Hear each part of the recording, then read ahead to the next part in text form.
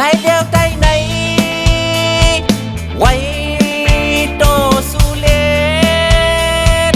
ในเมืองใต้ภูกัดที่นำพระเบนพายจึงใดในผู้ไว้อยู่หา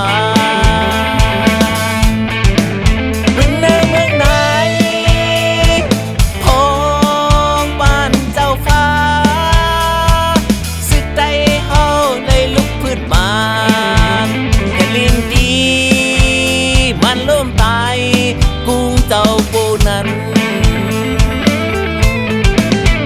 เป็นเรื่องเดกันลุกพื้นซื้อหาทานใจ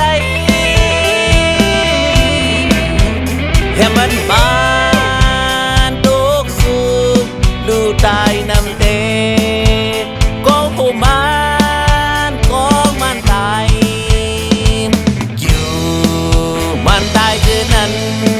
ตึกดีไว้อยู่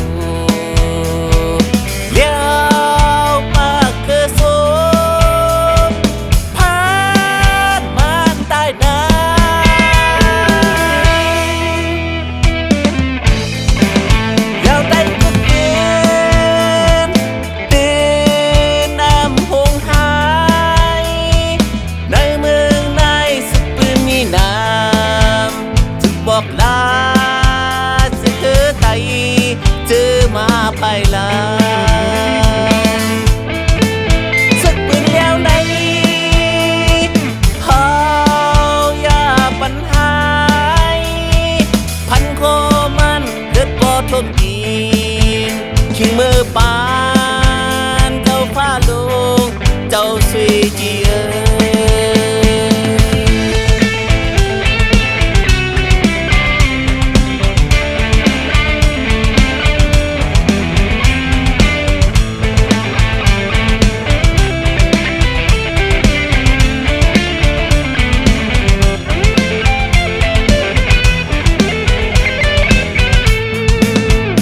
เป็นเรื่องเด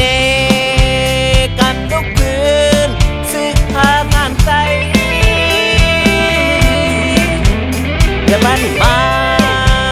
ดูสูมดูตายนำเต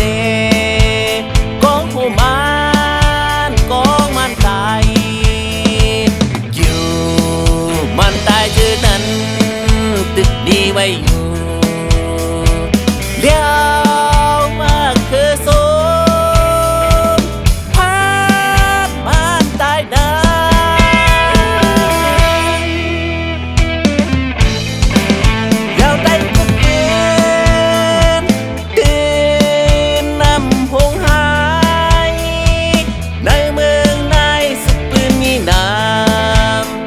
บอกลาเจอคือไตเจอมาภายหลัง